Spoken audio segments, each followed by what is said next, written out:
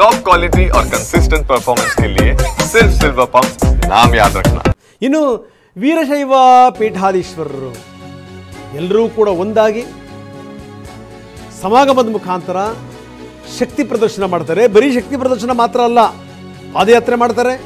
ಸಂಸ್ಕೃತಿ ಸಂವರ್ಧನೆಗೋಸ್ಕರ ಪಾದಯಾತ್ರೆ ಅಂತ ಕೂಡ ಹೇಳಿದ್ದಾರೆ. ದಾವಣಗೆರೆಯ ರೇಣುಕಾ ಮಂದಿರದಲ್ಲಿ ಇವರೆಲ್ಲರೂ ಕೂಡ ಸೇರ್ತಾರೆ.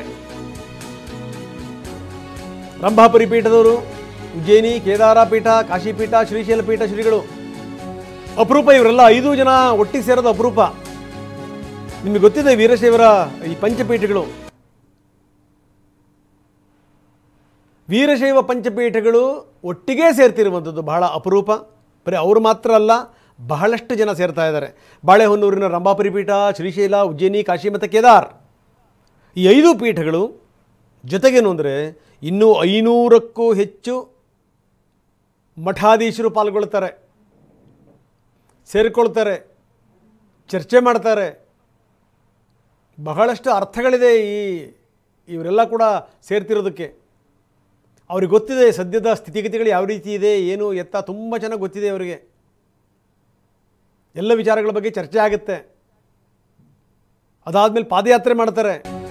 ಈ ಮುಖಾಂತರ ಸಮಾಜದ ಒಗ್ಗಟ್ಟೇನು ಅನ್ನುವಂಥದ್ದೊಂದು ನೋಡಿ, ಬಹಳ ವರ್ಷಗಳ ನಂತರ ಸೇರ್ತಿರೋದು. ಇದೊಂದು ಐತಿಹಾಸಿಕ ಕಾರ್ಯಕ್ರಮ ಅಂದಿದ್ದಾರೆ ಬಿ ಎಸ್ ಯಡಿಯೂರಪ್ಪ. ಅಷ್ಟೇ ಅಲ್ಲ, ನಾನು ಕೂಡ ಕಾರ್ಯಕ್ರಮಕ್ಕೆ ಹೋಗ್ತೀನಿ ಅಂತ ಕೂಡ ಹೇಳಿದ್ದಾರೆ. ಎಲ್ಲ ಸಮಾಜದವರು ಒಟ್ಟಾಗಬೇಕು, ಇದೇ ಆಶಯದ ಜೊತೆಗೆ ನಾವೆಲ್ಲರೂ ಕೂಡ ಒಂದಾಗ್ತಾ ಇದ್ದೀವಿ. ಬಹುಶಃ ಏನು ಅಂದರೆ ಇದರ ಹಿಂದೆ ಬಹಳಷ್ಟು ಅರ್ಥಗಳಿವೆ. ಅದಕ್ಕೆ ನಾನು ಹೇಳ್ತಾ ಇದ್ದೆ, ಹಿಂಗೆ ಸಮಾಜ ಛಿದ್ರ ಆದರೆ ನಾಳೆ ಸವಾರಿ ಮಾಡುವಂಥವ್ರ ಸಂಖ್ಯೆ ಜಾಸ್ತಿ ಆಗುತ್ತೆ. ಈಗಾಗಲೇ ಏನೇನು ಚರ್ಚೆಗಳಾಗ್ತಾ ಇದೆ, ಈ ಜಾತಿ ಗಣತಿ ಇದೆಲ್ಲ ವಿಚಾರಕ್ಕೆ ಸಂಬಂಧಪಟ್ಟಂಗೆ ನೋಡ್ತಾ ಇದ್ದಾರೆ. ಹೀಗಾಗಿ ಇದೇ ರೀತಿ ಮುಂದುವರೆದ್ರೆ ಸಮಾಜಕ್ಕೆ ತಪ್ಪು ಸಂದೇಶ ಹೋಗುತ್ತೆ ಅನ್ನುವಂಥದ್ದು. ಹೀಗಾಗಿ ಈ 5 ಪೀಠಾಧೀಶರು ಒಂದಾಗುವಂಥದ್ದು, ಜೊತೆಗೇನು ಅಂದರೆ 500 ಜನ ಬೇರೆ ಬೇರೆ ಪೀಠಾಧಿಪತಿಗಳು ಕೂಡ ಒಟ್ಟಿಗೆ ಸೇರೋದು. ಒಂದು ಪಂಚಪೀಠದವರು ಭಾಳ ವರ್ಷಗಳ ನಂತರ ಒಟ್ಟಾಗಿ ಒಂದು ಕಡೆ ಸೇರ್ತಾ ಇದ್ದಾರೆ. ಸೊ ಆ ಕಾರ್ಯಕ್ರಮದಲ್ಲಿ ಭಾಗವಹಿಸಕ್ಕೆ ಹೋಗ್ತಾ ಇದ್ದಾರೆ. ಒಂದು ಐತಿಹಾಸಿಕ ಕಾರ್ಯಕ್ರಮ ಇದು. ಎಲ್ಲ ಸಮಾಜದವರು ಒಟ್ಟಾಗಬೇಕು ಅನ್ನುವಂಥ ಅವ್ರ ಅಪೇಕ್ಷೆ. ಭಾಳ ಒಳ್ಳೆಯ ತೀರ್ಮಾನ ತಗೊಂಡಿದ್ದಾರೆ, ಅದನ್ನು ಸ್ವಾಗತ ಮಾಡಿ. ಪಂಚಪೀಠದವರು ಭಾಳ ವರ್ಷಗಳ ನಂತರ ಒಟ್ಟಾಗಿ ಒಂದು ಕಡೆ ಸೇರ್ತಾ ಇದ್ದಾರೆ. ಸೊ ಆ ಕಾರ್ಯಕ್ರಮದಲ್ಲಿ ಭಾಗವಹಿಸಕ್ಕೆ ಹೋಗ್ತಾ ಇದ್ದಾರೆ. ಒಂದು ಐತಿಹಾಸಿಕ ಕಾರ್ಯಕ್ರಮ ಇದು. ಎಲ್ಲ ಸಮಾಜದವರು ಒಟ್ಟಾಗಬೇಕು ಅನ್ನುವಂಥ ಅವ್ರ ಅಪೇಕ್ಷೆ. ಭಾಳ ಒಳ್ಳೆಯ ತೀರ್ಮಾನ ತಗೊಂಡಿದ್ದಾರೆ, ಅದನ್ನು ಸ್ವಾಗತ ಮಾಡಿ. ಪಂಚಪೀಠದವರು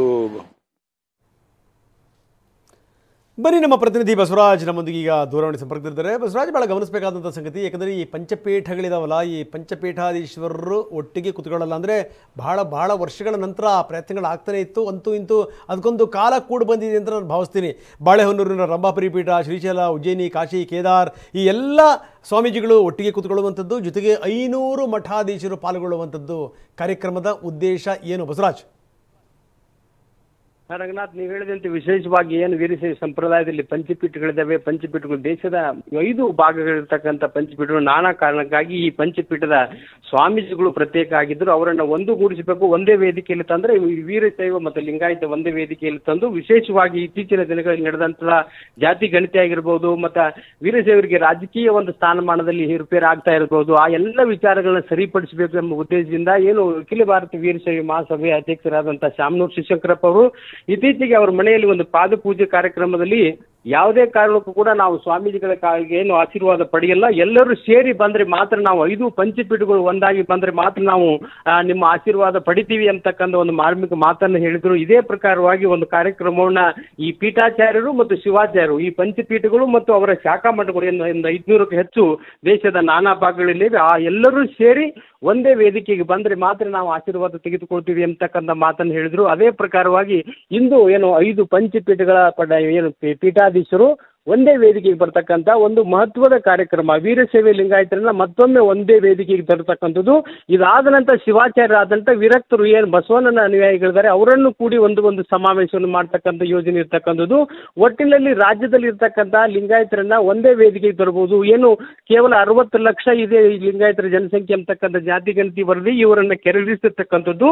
ನಾವಿರ್ತಕ್ಕಂಥ 1.5 ಕೋಟಿ ಜನ ಕರ್ನಾಟಕದಲ್ಲಿ ಇರ್ತಕ್ಕಂಥದ್ದು ಮತ್ತು ಕರ್ನಾಟಕದಲ್ಲಿ ಒಕ್ಕಲಿಗರು ಮತ್ತು ಲಿಂಗಾಯತನ ಬಿಟ್ಟರೆ ಕರ್ನಾಟಕವಿಲ್ಲ ಎಂತಕ್ಕಂಥ ಒಂದು ಮಾತನ್ನು ಏನು ಹೇಳ್ತಾ ಇದ್ರು, Okay. ಅದನ್ನ ಅನುಷ್ಠಾನ ತರಲಿಕ್ಕೆ ಈ ರೀತಿ ಆದಂತ ಒಂದು ಸಮಾವೇಶವನ್ನು ಮಾಡ್ತಕ್ಕಂಥದ್ದು ಎಲ್ಲ ಒಂದು ಕಾಂಗ್ರೆಸ್ ಆಗಿರ್ಬೋದು, ಬಿಜೆಪಿ ಆಗಿರ್ಬೋದು, ಎಲ್ಲ ಪಕ್ಷದ ಲಿಂಗಾಯತ್ ನಾಯಕರನ್ನ ಇವತ್ತು ಆಹ್ವಾನಿಸಿರುವುದು ಒಂದು ವಿಶೇಷವಾಗಿದೆ ಅಂತ ಹೇಳ್ಬೋದು. ಧನ್ಯವಾದ ಬಸವರಾಜ್ ತಮ್ಮೆಲ್ಲ ಮಾಹಿತಿಗೆ. ಇದು ಒಟ್ಟಾರೆ ಇದು ಶಕ್ತಿ ಪ್ರದರ್ಶನ, ಜೊತೆಗೆ ಏನು ಅಂದರೆ ಮುಂದೆ ಸಮಾಜ ಯಾವ ನಿಟ್ಟಿನಲ್ಲಿ ನಡೀಬೇಕು ಅನ್ನುವಂಥ ಒಂದು ಸ್ಪಷ್ಟವಾದಂಥ ಸಂದೇಶ.